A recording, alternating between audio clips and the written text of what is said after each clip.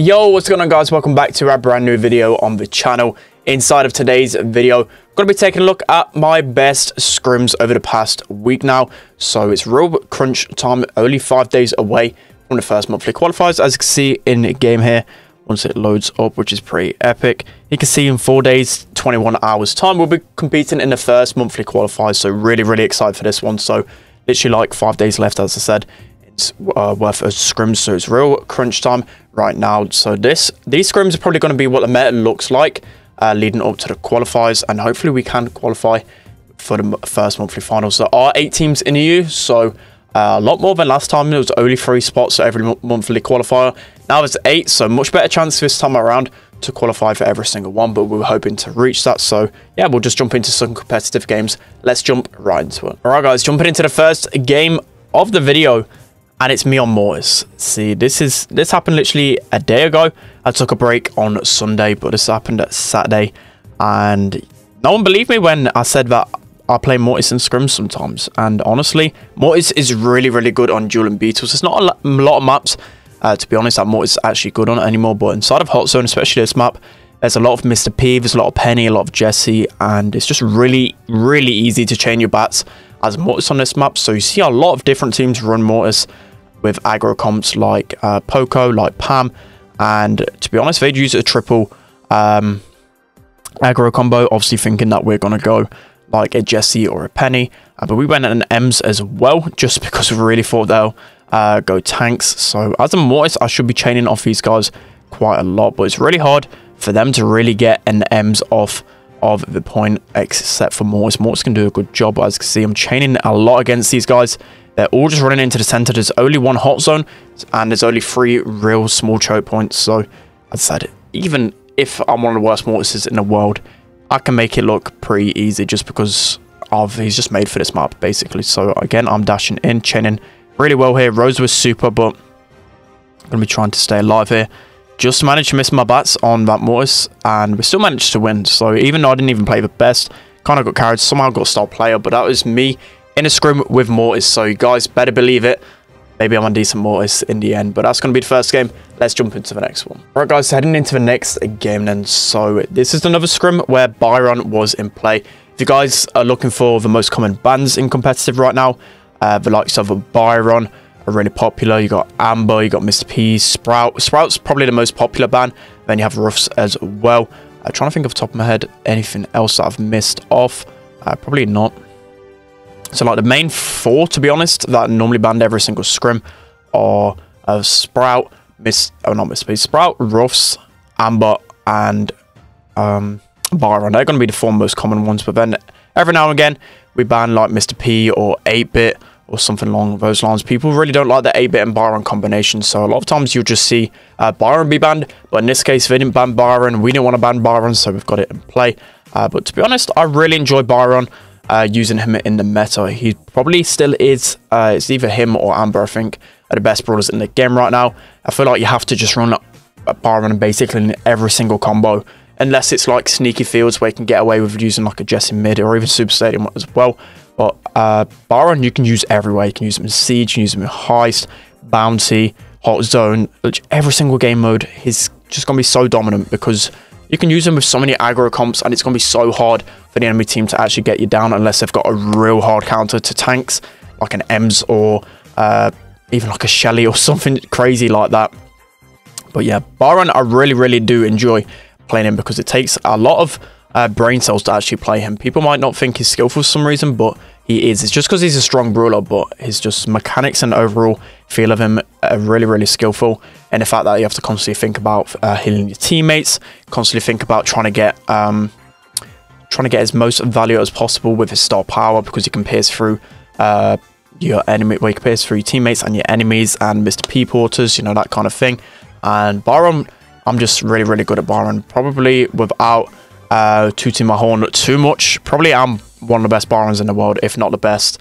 And I just love playing him. He's so fun to play. So that's going to be another game. Let's hop into the next one. All right, guys, jumping into the next game at Canal Grande with Byron in play. And again, he's just amazing with basically everyone. You probably can get away on this map specifically, not using Byron if we're talking about a ladder or something like that. But when we're talking competitive, when there's certain bans in play. Byron can be really good because, especially if you use a double tank combination. So he's going to be best with a BB or a Rosa. I feel like for some reason the Jackie combination has been really overhyped. The shield brawlers are going to be way better for Byron to be good with. I mean, Jackie's going to be really good. Jackie can be good against a BB because he can get easy shots on a BB all the time by just auto-aiming. But Rosa against a Jackie is just going to be absolutely crazy. There's no way Jackie's going to be able to take a Rosa down in a 1v1. Forget even with a Byron as well. So we kind of went this combo because it counters the likes of Mr. P. It counters the likes of, well, not really Tick so much. If you play a really good Tick, you can maybe cycle your heads over and over again. But just Rosa in this grass is just super annoying. We didn't use the new gadget because you can create a lot of bushes on this map and just be annoying, especially if I haven't got a wall break. There's only normally one wall break in the combo. As you can see here, just me and Tom just spamming heals together. You've also got BB's heal gadget, which is just really amazing synergy with Byron already. And you can see it was just patrolling the grass. As always with Canal Grande, you've either got the decision of double stacking the lane or triple stacking the lane, and it's all dependent on matchup. I'd love to do a video on that in the future on just what matchups are pretty good and what's our thinking going into the game, because it's super important when you first load into a game. What lane you go down, because it can decide literally your outcome, especially on this map. It can decide your outcome of the game straight away because, as you guys surely know, Canal Grande really spawn trappy. So yeah, a lot of times we try and focus on at least securing one lane, else you're gonna be losing the game pretty much overall. We can see really dominating. Not much we can really do with this combo, pretty much a counter. So that's going to be that one. Let's hop into the next one. All right, guys, hopping into the next one. So we were the founders of this combo. We've seen a lot of top teams running this combination now, and it's a super toxic combination because you haven't got any wall break aspect, and just for spam of the penny turret, of the Miss P porters, and the Tick overall, it's so hard to actually break this combo down, especially if you play really passive. So the reason why we actually brought this comp into meta, it wasn't even to counter the likes of these combos, because Colt is a super highly rated pick on the Canal. Oh, no, this isn't Canal Grande. This is GG Mortuary, one we're talking about. But really good combo because it breaks up the walls. But a lot of time people go the likes of 8-Bit and Piper, and if you used a Tick or a Mr. P, you're just gonna absolutely dominate from the get-go. Just run up to the wall and just spam. Piper couldn't do anything. So Piper has been removed from the competitive meta in GG Mortuary, and again, I don't know why. Piper's just extremely overrated, and I think it's just the introduction of Mr. P's gadget has just completely turned everyone like 100% now. But even when we faced off against a Piper on this map, a lot of times if we just run an aggro comp of any kind, she'll just lose immediately. So it's too much risk running Piper. The only way that Piper's actually good on this map is if you're looking to counter like a Colt or an 8-Bit, because you can just keep the range, can 2-tap a Colt. 8-Bit really slow, easy to hit as a Piper. Other than that, Piper's just really not good. As you can see, you've got our turret spam in the back. We've got a penny turret. We've got Tick just spamming. Tick's just really good on this map because there's not a lot of room to move.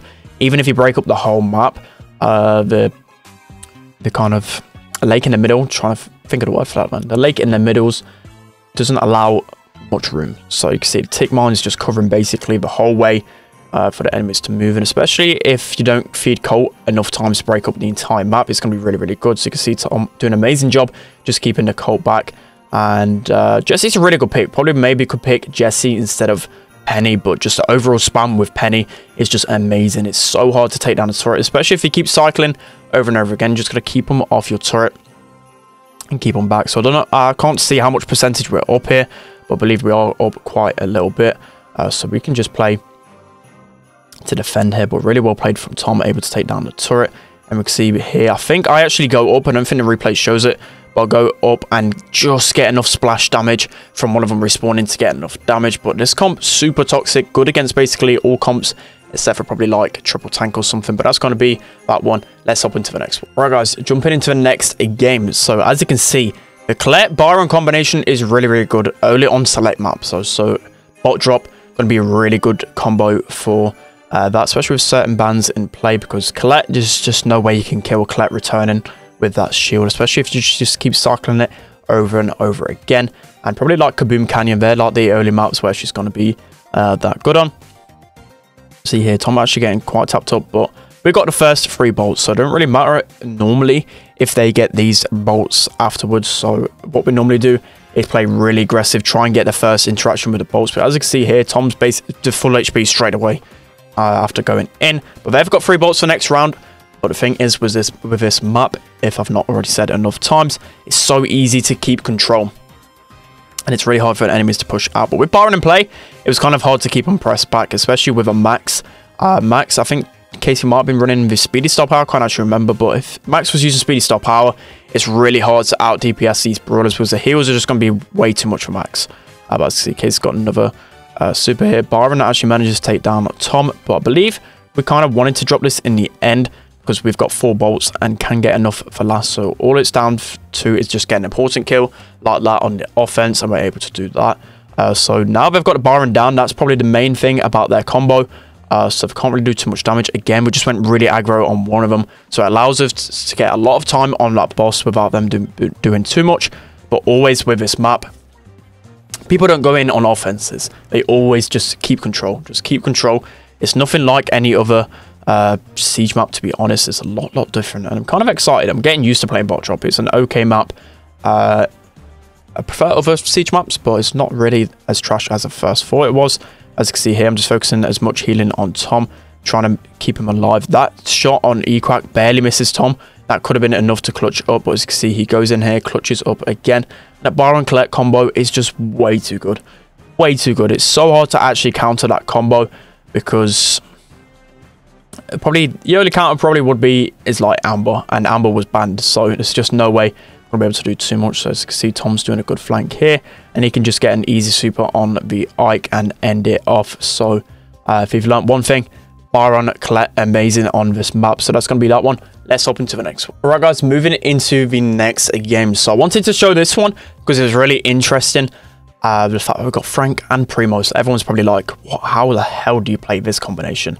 And to be honest, we got this brought out against us randomly. I forgot who actually used it against us, but it was really good. So the kind of thinking with this one is that BB's a really popular choice on this map. Basically, every single combo that we play against in scrims has BB on this map because of how good she is, especially with how closed off some of the lanes are. It's really hard to actually get a BB out without a pinch. So we've gone for Frank and Primo because both can easily get super off of BB, both counter BB once you've got your gadgets and whatever else.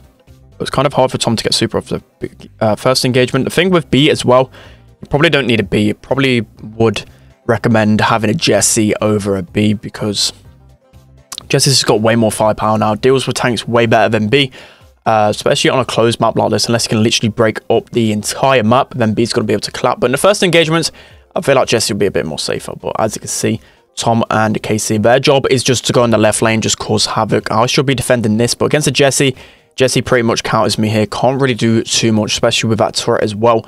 So now Tom has super. It's took him quite a lot of time to get that super, but he should be able to train it pretty easy. Does just go straight for Jesse, able to take her down. I can get a pinch on D2 here. Probably should have allowed Tom to build up his super again, which was an error on my part. With Primo, you need to really focus on cycling those supers again and again, because as you guys know, Primo, one of the worst brawlers, really hard to do too much. But a combo like this, we normally would keep secret, but we have run it quite a lot in scrims because it's just a surprise factor. It's actually really decent. So again, D2 trying to get some time, only like 3% left, but we managed just to get him off in time. And now we need to get Jesse off as well. Literally a couple of percentage in it. Tom manages to get super in time. He's clutching up like crazy here, going so aggro, able to take down the tick as well. It's so hilarious to see Primo actually work on this. He honestly does work on this map, because once Primo has super, there's not a lot of things that can actually stop it. Especially with the combos that people use on this map. It's really closed off and just really plays it into Primo's hands. So here, I've got a 3k shot. I know I can just walk up to a tick and one-shot it. So poor little tick, he's going to get one-shotted. And in the end, we clutch up with only 3% left on our hot zone. But honestly, this combo, secretly underrated. Let's hop into the next one. All right, guys, jumping into the next game then. So again, these scrims were sometime last week.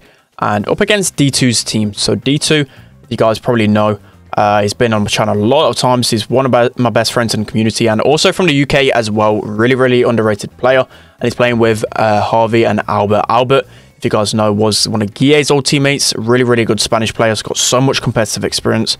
and amazing to see him on a team with D2 potentially for this year. And also Javi as well, really good Spanish player, has won a few good tournaments with a lot of Spain people. And really nice guys. I really love D2's team, especially with Mr. Fish as well. 4 players literally where I get on so well with. So yeah, enough talking about that team because I really do enjoy that one. But now talking about Ems. Ems honestly used to be one of the worst brawlers in the meta by far. But this meta, Ems is really underrated. And the main reason for this is because of BB and Sandy. Ems is amazing against BB and Sandy. So good. And I nearly get trapped by the minecart there, which is just hilarious. Me on max, because I'm the gem carrier. Casey's a really good Ems. Tom can basically play any brawler, but I prefer to play a mid rather than a lane. And they can play max pretty comfortably, especially with speed. So I'm doing a really good job here. And the combo with max and the Ems is so toxic. There's not a lot that can deal with an Ems speeded up with speed. Speeded up with super, that's what I was supposed to say. It's just got so much zoning, so much control, so much toxicity. There's so much good with her. Let's see here, Casey pushed up again. It's going to get hit into the minecart, which is just unfortunate timing. Again here, I went way too aggro. I dash into the minecart there, and I just buys enough time for Casey to get up. But that was a really dumb play again from me. I made like 2 really bad errors in this game. I still managed to somehow get out with the gems. I have no idea. It's just absolute chaos inside of this one. But honestly, Ems really good in this meta, literally just because she counts. And she also good counter to Nita as well. So you might be seeing a lot more Ems in competitive recently. So as you can see, Casey just did an amazing job this game. So good. Ems underrated. Let's open to the next one. Alright guys, so now moving on to a scrim with Byron again in play and using the new NANI gadgets. So this is a combo that most people will go in, just because Byron's really good with a lot of different synergies. To be honest, you could probably substitute the likes of like a Pam or a Max in this combo, because with Max you can get so much aggro speeding up against, especially the NANI. But NANI isn't really good against aggro brawlers. Can be really good really up close, but when we're talking about NANI hitting shots on a speeded up Max, it's really hard to hit shots. It's hard to hit shots anyway with NANI. As you can see here, NANI has got ahead on their side of things, so you guys know the interaction. I don't really want to be tanking this with my gadget, but I don't think... Actually, no, he did. Yeah. I was like, maybe Leopard doesn't know about the NANI trick, but straight away he knew. So it's, pro players would just pick that up so quick. Something as small as that, but you can see the smiley face from me. You can actually tank it if you've got enough HP. But as you can see, I was already low, and then Byron recognized that I was super low. He just walked in and finished me off. So really well played from him. But the main tip with that NANI gadget is... if you see NANI activate a gadget, and especially if you're a brawler outside of brawlers like NANI, so like a Byron, you need to play aggro, try and just get one tap on the NANI, and it's just going to waste the gadget completely. So, from what I did on yesterday's video, a lot of people were saying, oh, well, it can be good in like so many circumstances, but it's only really good against like a B3K shot, against like a Piper with ambush, against like an enemy NANI. Other than that, there's not really too many usages with NANI, which is unfortunate because this gadget is super fun.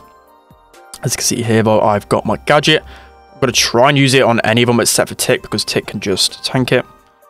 As you can see here, he uses gadget, he thinks he's alive, but then bang, my NANI head does manage to... My NANI gadget does manage to go back to him, takes him down, and then we get another kill as well. So clutching up the game there in the end, we only win by 1 star. But super close, some fun gameplay with NANI. Let's hop into the next one. Alright guys, so probably moving into the final game of the video. We're trying out the Sandy double tank strategy. So Jackie used to be like the #1 pick in Siege by far. And then with the new update, with Sandy being really good, with Jesse being good, with Amber being good, all of these different brawlers, it kind of forced, well, especially BB, it kind of forced Jackie out of the Siege meta. But to be honest, still really underrated. Jackie can deal well with a Sandy. The only thing is that in the long term, Jackie can really feed Sandy supers, especially since it's a change. But overall, Jackie can just walk up to a Sandy and free shot him. So that's the main reason why Jackie is sometimes pulled out. And as you can see, we've got the first boss. Always the most important when you're using tank comps is to try and win every single boss. So you're kind of screwed in terms of damage. It's really hard to get damage unless you're going up on the last siege push. But you see here, Jesse's used turret on defense. That's probably one of the only ways they can get out, or a Sandy super. But but we're staying close towards the walls, which is really, really good. My teammates allow me to get super. Now I've got super with the healing star power with Sandy. It's going to be really easy for us to just stay alive and keep control of the middle. So especially when you're using a BB or double tank in your comp, when you have a Sandy, always use the healing star power, or it's going to be so much better to keeping you guys alive. And we get the 9 bolt boss on that one. Just amazing control from us, not rushing it, making sure they're going to get to us. So again, the strategy here is just try not and feed them supers. But a respawn, only me should really go up, but I go in there and suicide from a super. Doesn't really matter because I'm going to be up into the mid in time for my team. So Casey has to fall back a little bit here because Jesse has turret. I'm going to come over and try and help him get them out. So again, you can see just getting shredded by the Sandy there. Just Jackie kind of not really in the best spot in the meta at the moment, but he's doing an amazing job of being sneaky. Here goes in, gets a really nice kill, gets a nice pull on the Jesse, and that basically clutches us up the game there, because we get another bolt over on this side, and yeah, we're able to clutch it up just literally like that. So really sneaky plays in that Sandy super, able to do that. There's not literally no brothers in their comp can do a lot of damage to a Jackie other than a BB or a Jesse turret, and it's really hard to pinch a Jackie out, especially in that spot. So as you can see, this combo really underrated, really good against the meta in Siege, and winning it quite convincingly. So that's going to be that one. Alright guys, this is going to be the end of today's video. Hope you enjoyed those scrims. Obviously we scrim a lot more teams than those shown, but those are the only ones that I actually remembered, as I've recorded a lot of gameplay, but obviously I don't want to make the video too long. But we do scrim against literally every single top team within the region, so it's going to be a lot of fun to see the monthly qualifiers. Let me know if you're excited in the comment section below. As I said at the beginning of the video, literally 4 days and 20 hours away. You probably will be seeing the qualifiers on someone's channel on Twitch. I'll let you guys know if I know anyone that's streaming it, so you guys can keep up to date with it. But going to be so exciting, new format, and it's going to be epic. So that's going to be the end of today's video. Hope you guys enjoyed. Don't forget to like, comment, and subscribe, and I'll see you guys next time.